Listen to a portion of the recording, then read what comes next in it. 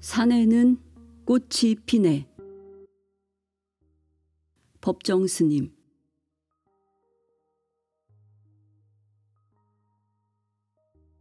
강원도 산골 화전민이 살던 주인 없는 오두막을 빌려 홀로 땔감을 구하고 밭을 일구며 청빈의 도와 맑고 향기로운 삶을 실천하고 계신 스님은 30년이 넘는 침묵과 무소유의 철저함으로 이 시대에 가장 순수한 정신으로 손꼽히고 있다.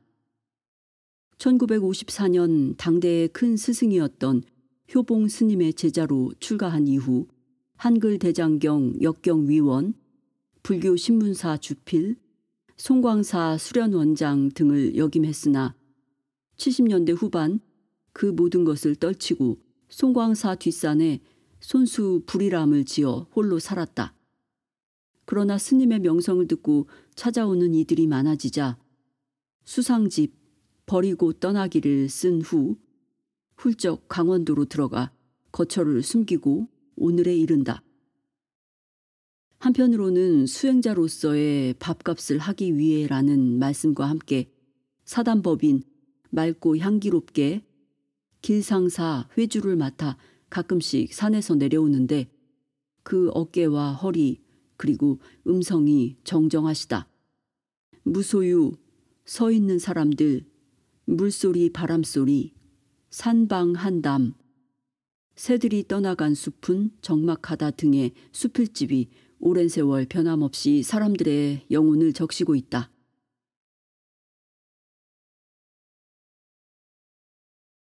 스님의 말씀을 책으로 엮으며 내가 처음 법정 스님을 뵙기 위해 송광사 뒷산 불이람을 찾아갔을 때 일이다. 고요한 한낮 우거진 나무들 사이를 지나 그곳에 도착하니 스님은 출타 중이고 안 계셨다. 나는 서너 시간을 주인 없는 불이람 뜰에 앉아 있어야만 했다. 그리고 차츰 어떤 평온함 같은 것이 내 안에 찾아들었던 기억이 난다. 아무도 없는 빈터에서 누군가를 기다린다는 것은 무료한 일이다. 나는 그냥 떠날까도 생각했었다. 그러나 무료함 대신 이상하게도 평화로움과 고요함이 느껴지기 시작했다. 그것은 다름 아닌 그 장소가 가진 어떤 분위기 때문이었다. 사실 어떤 집이나 방은 그 주인의 내면 세계를 그대로 드러내 보여준다. 집과 방은 그 사람이 어떤 생각을 하고 있고 어떤 방식의 삶을 사는가의 적나라한 드러남이다. 잎사귀가 넓은 후방나무, 집 안팎을 둘러봐도 명성에 걸맞지 않는 비난한 살림살이. 그러나 그곳에 고여있는 침묵과 그 침묵이 가져다 주던 충만감을 나는 잊지 못한다. 흙벽 앞에 놓인 나무 의자며 포개진 몇 안 되는 그릇이며 발등에 올라앉는 풀여치들이며 낫과 괭이 같은 것이 단순히 하나의 사물로 내던져져 있는 것이 아니라 자신을 내세움 없이도 온전히 어떤 침묵의 얘기를 전하고 있었다. 나는 무의식 중에 그 침묵의 소리에 귀를 기울이게 된 것이다. 잠시 후 나는 물을 마시기 위해 근처의 옹달샘으로 갔다.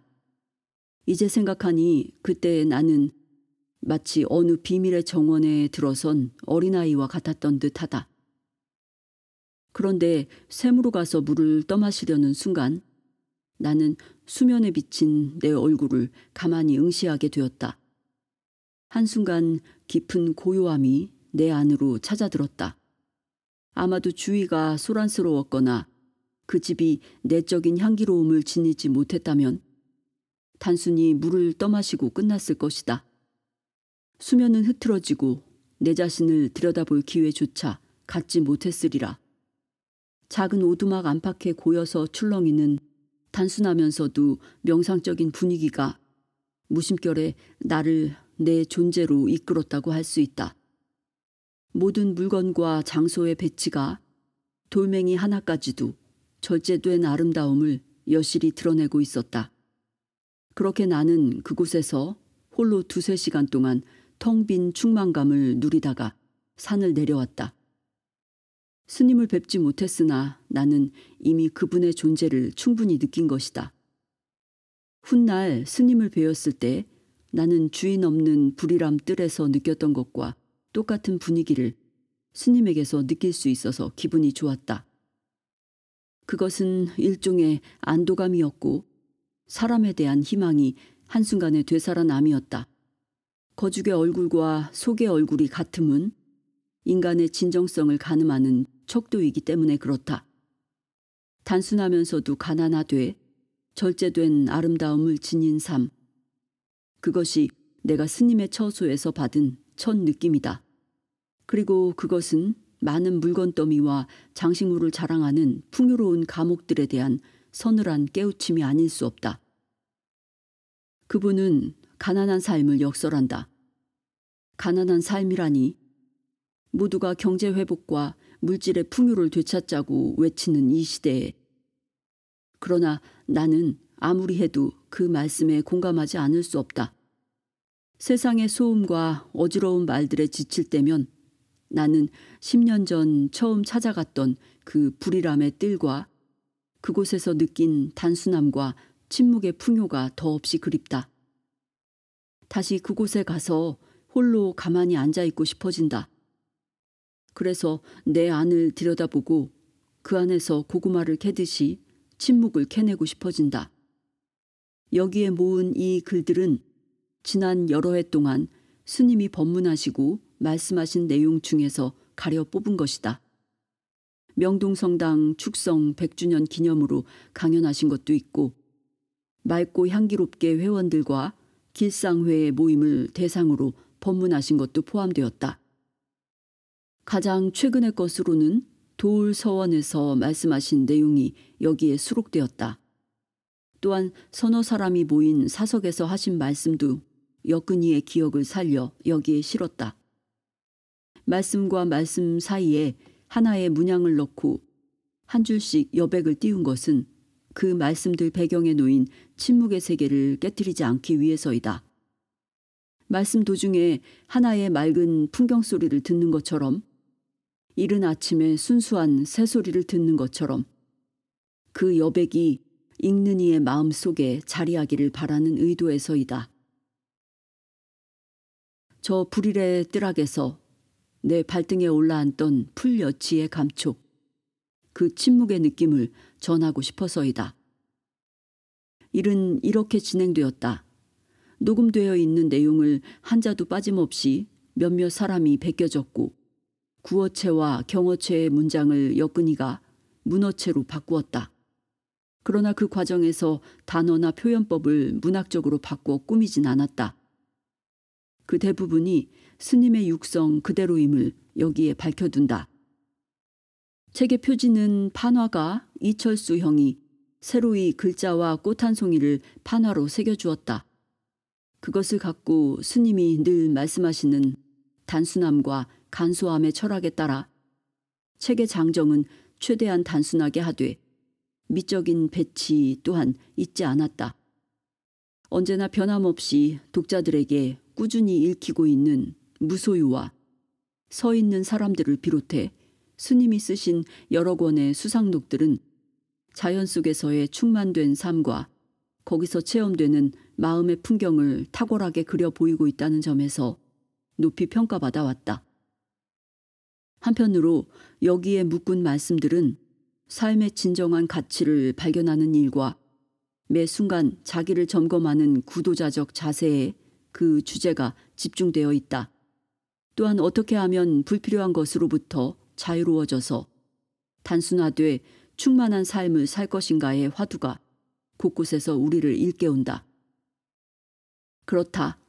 안으로 충만해지는 일은 밖으로 부자가 되는 일 못지않게 인생의 중요한 몫임을 우리가 깨닫지 못할 이유가 없다. 때로는 개울에서 흘러내리는 비 온 뒤에 힘찬 물줄기처럼, 때로는 대숲에 겸허하게 내리는 쌀락눈처럼 그분의 말씀이 우리를 문득 고요한 깨달음의 자리로 인도한다. 스님의 말씀을 여러 장으로 엮으면서 각장 서두에 여근이의 개인적인 소감을 실은 것은 자칫 이 책의 의미와 주제를 흐려놓지 않을까 염려스럽다. 다만 내가 그 글들을 쓴 것은 자주 스님을 뵙는 행복을 누리는 자로서 그 만남을 통해 내 자신이 느낀 것과 배운 것들을 독자들과 함께 나누고자 함이다. 여기 내가 받아 적은 이 글들 속에 혹시라도 한쪽에 치우치고 부처와 조사들의 가르침에 어긋난 표현이 있다면 그것은 전적으로 여근이인 내 자신의 무지의 결과이다. 믿는 것은 내 부족한 식견에 현혹됨이 없이 스님의 말씀에 담긴 그 고요한 침묵의 세계를 바라볼 줄 아는 독자들의 드높은 해안이다. 1998년 6월 류시화 1. 홀로 있는 시간. 불이람을 떠나 화전민이 살던 강원도 산골의 움막을 고쳐서 살기 시작했다. 우리처럼 한평생 산을 의지하고 살아가는 사람들에게 산은 단순한 자연이 아니다. 산은 곧 커다란 생명체요, 시들지 않는 영원한 품속이다. 산에는 꽃이 피고 꽃이 지는 일만이 아니라 거기에는 시가 있고 음악이 있고 사상이 있고 종교가 있다. 인류의 위대한 사상이나 종교가 벽돌과 시멘트로 된 교실에서가 아니라 때묻지 않은 자연의 숲속에서 움텄다는 사실을 우리는 상기할 필요가 있다. 법정 스님 수상집 물소리 바람소리 중에서 얼마 전 존경하는 동화작가 정채봉 선생님을 만났더니 이런 일화를 들려주셨다. 그분이 한여름에 법정 스님을 찾아뵌 적이 있었다고 한다. 불이람으로 난 오솔길을 오르는데 날은 덥고 주위에 매미소리가 요란했다. 그래서 이런 날은 나무 그늘 아래서 낮잠이나 자면 좋겠다는 생각이 들었다고 한다. 불이람에 도착하니 스님의 모습이 보이지 않았다. 혹시 낮잠을 주무시는 게 아닌가 하고 오두막 가까이 가서 스님을 부르자 먼 뒷곁에서 걸어 나오시는 것이었다. 그래서 스님, 이 무더운 날 무얼 하고 계셨습니까? 하고 묻자 스님께서는 이렇게 말씀하셨다고 한다. 졸음에 빠지지 않으려고 칼로 대나무를 깎고 있었습니다. 졸지 않기 위해 그 일을 하고 계셨다는 것이다. 칼도 날카롭고 대나무도 날카로우니 깜빡 졸았다간 위험하다. 한여름에 그것도 혼자 지내는 거처이니 낮잠을 즐길 수도 있는 일이다. 그런데 졸지 않고 활짝 깨어있기 위해 칼로 뾰족한 대나무를 깎고 있었다니. 나는 그동안 인도와 미국 등지를 다니며 여러 명상법을 배웠다. 이 땅에도 오늘날 많은 새로운 수행법들이 유입되고 있음을 본다.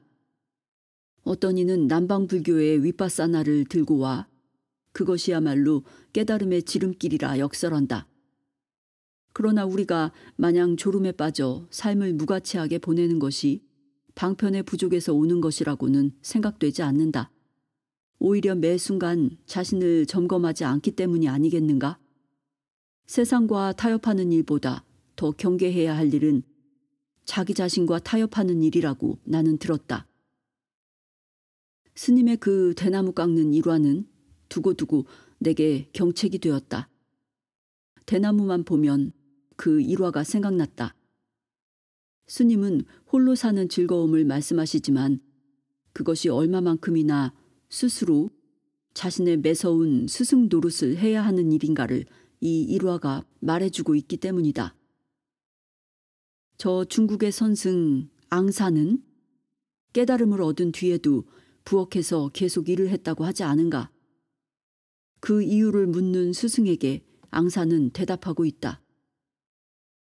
저는 지금 소가 채소밭으로 달려가지 않도록 고삐를 힘껏 잡아당기고 있는 중입니다. 진정한 자유가 내적 절제에 있음을 말해주는 일화이다. 법정 스님의 대나무 깎는 일화도 그것과 마찬가지 속뜻으로 내 귀에 들린다. 스님은 또 어느 사석에서 말씀하신 적이 있다. 나는 줄곧 혼자 살고 있다. 그러니 내가 나를 감시하지 않는다면 어떻게 수행이 되겠는가? 홀로 살면서도 나는 아침 저녁 예불을 빼놓지 않는다. 하루를 걸으면 한 달을 거르게 되기 때문이다. 그렇게 되면 삶 자체가 흐트러져 버린다. 명상과 수행의 궁극적인 목표가 자유의 획득에 있음은 두말할 필요가 없다. 그러나 진정한 내적 자유를 품기 위해서는 거듭된 자기 점검이 필요함을 도끼로 얼음을 깨고 물을 길어와야 하는 스님의 홀로 사는 삶이 일깨우고 있다. 역근이 홀로 있는 시간. 내가 사는 곳은 겨울이면 영하 20도를 오르내린다. 지대가 높고 또 개울가라 무척 춥다. 대관령이 영하 몇 도라고 일기예보가 나가는 걸 보면 내가 사는 곳은 대개 4, 5도 정도 더 낮은 듯하다. 얼음이 두꺼워 개울에서 물을 길어올 때는 도끼로 얼음을 깨야만 한다. 깨고 나면 또 금방 얼어붙는다. 추운지는 별로 모르겠지만 숨을 쉬면 코가 찡찡해지고 눈이 어리더릿하다. 그 정도인데 견딜만은 하다. 이보다 더 추운 지방에서도 사람이 살지 않는가. 계절이라는 게 추울 땐 추워야 하고 더울 땐 더워야 한다. 산중은 사실 여름보다는 겨울이 더 지내기 좋다. 여름도 내가 사는 곳은 지대가 높아 목이나 파리가 없기 때문에 아주 쾌적하지만 산중이라는 곳이 다 그렇듯 겨울이 차분하다. 둘레가 조용하고 가끔 뒷골에서는 올빼미나 노루 우는 소리라든가 바람소리가 지나가고 밤으로는 등잔불 켜고 이렇게 벽에 기대 앉아 등잔을 바라보고 있으면 아, 이런 공간이 나한테 주어졌다는 게 얼마나 고마운가 하는 생각이 든다. 바쁘게 사는 세상 사람들에게는 대단히 미안하지만 혼자 거기서 조촐한 삶의 기쁨을 누릴 때가 많다. 그 전에 불이람에 있을 때도 혼자 사니까 가끔 사람들이 와서 홀로 지내기 무섭지 않느냐고 묻곤 했다. 무섭다는 것은 마음의 문제다. 밤이라고 해도 한낮과 똑같은 것이다. 그 골짜기, 그 산, 그 나무, 그 바위 그대로 있는데 단지 조명 상태가 어두워진 것일 뿐이다. 그런데 마음이 무서움을 지어낸다. 나는 세속에 있을 때는 무서움을 많이 탔었다. 특히 시골집이니까 변소에 가려면 꼭 할머니를 앞세우고 갔다가는 빨리 튀어나오곤 했다. 그러다가 무서움이 사라지게 된 계기가 있었다. 지리산 쌍계사에 있을 때인데 한 번은 섣달 금음날 무슨 일로 밖에 나왔다가 화개장에서 내려 거기서부터 시오리길을 걸어가야만 했다. 비가 부슬부슬 내리는데 전혀 앞이 안 보였다. 그래서 관세음보살을 부르면서 반은 뛰다시피 하고 갔더니 옷이 전부 땀에 젖어 있었다. 그 뒤부터는 무서운 생각이 사라졌다. 무서움이라는 것이 내 마음 안에서 오는 것임을 어느 순간 깨달은 것이다. 사실 혼자 사는 사람들만 외로움을 느끼는 건 아니다.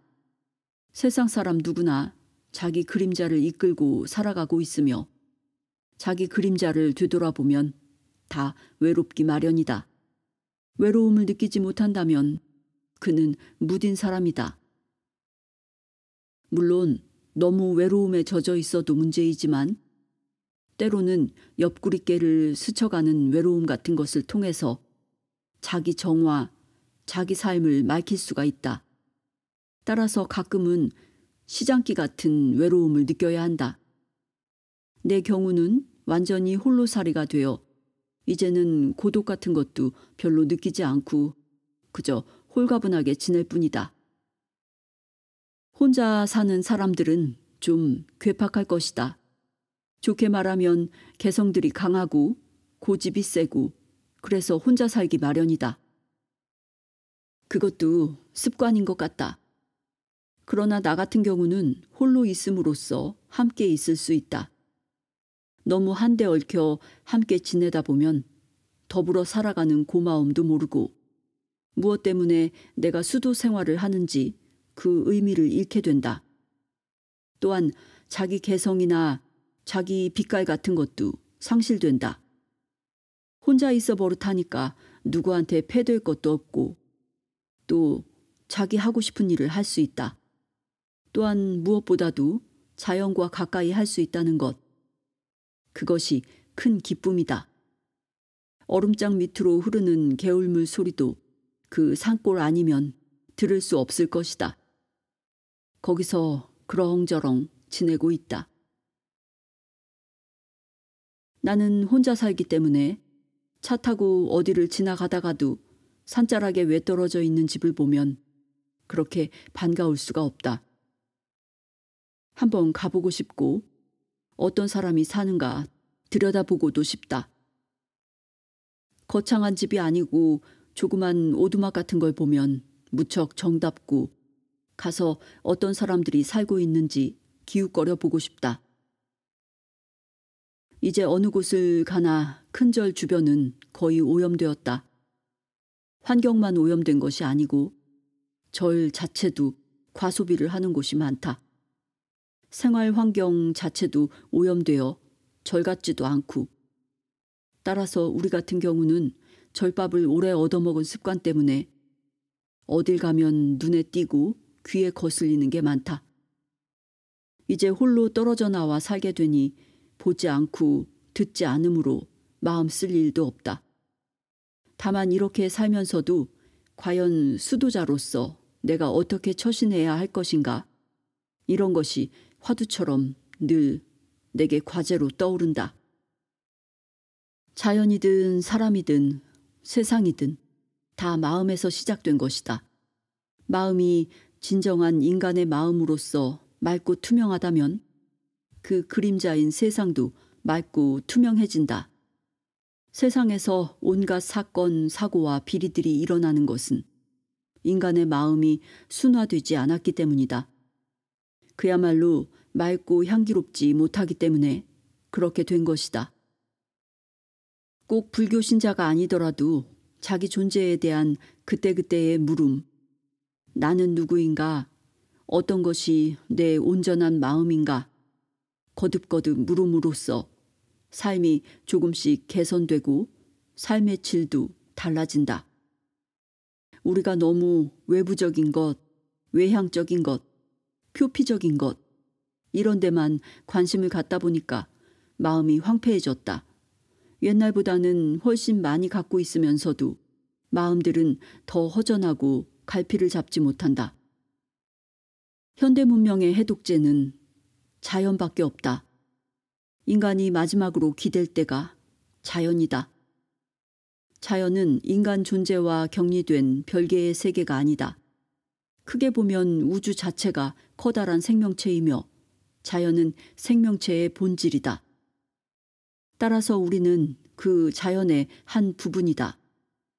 우리가 커다란 우주 생명체의 한 부분이라는 것을 알게 되면 자연을 함부로 망가뜨릴 수 없다.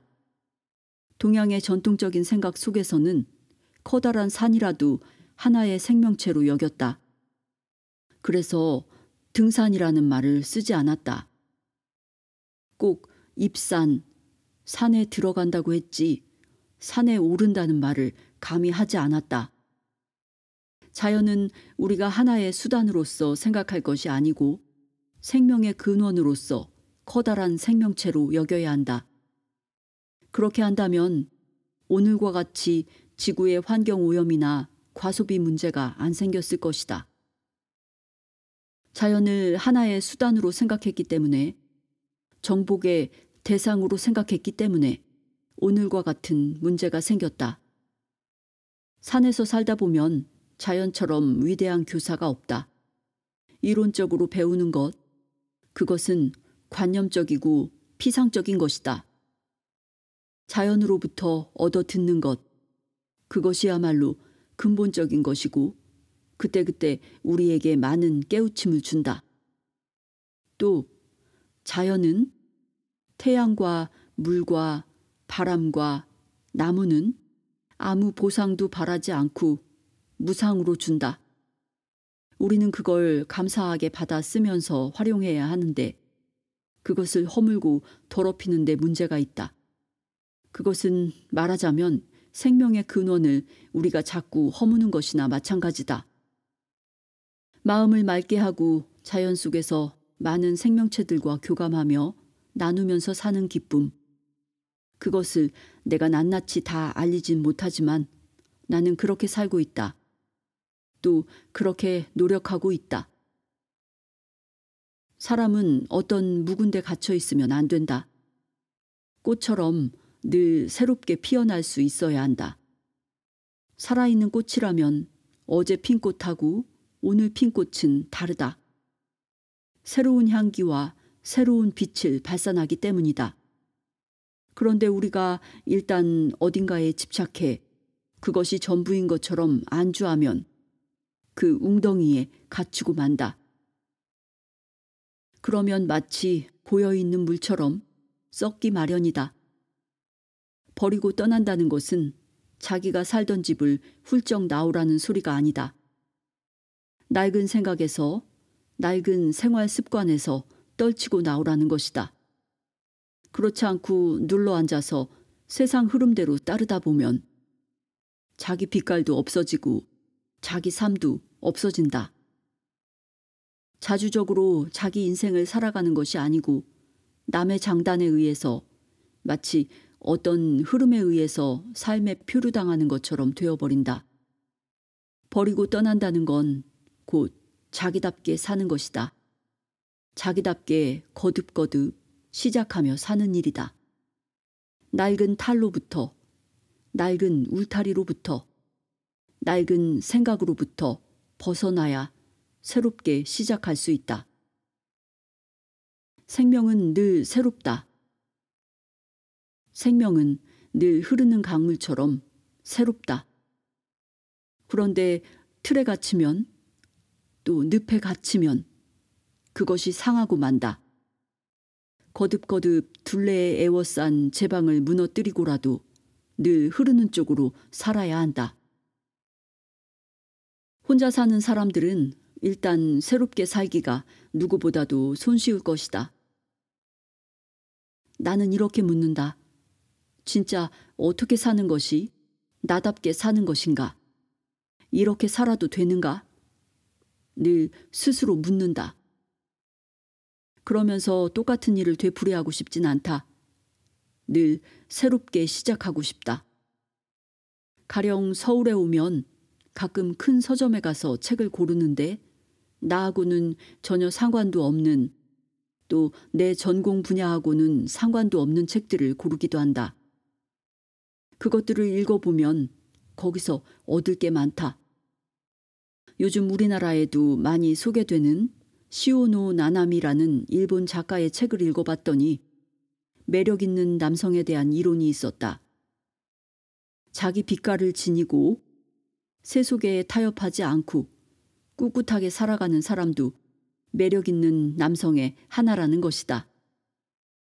그런 책을 통해서 과연 나는 남으로부터 매력을 느낄 수 있는 삶인가 아닌가 하는 것을 돌아다 볼 수 있었다.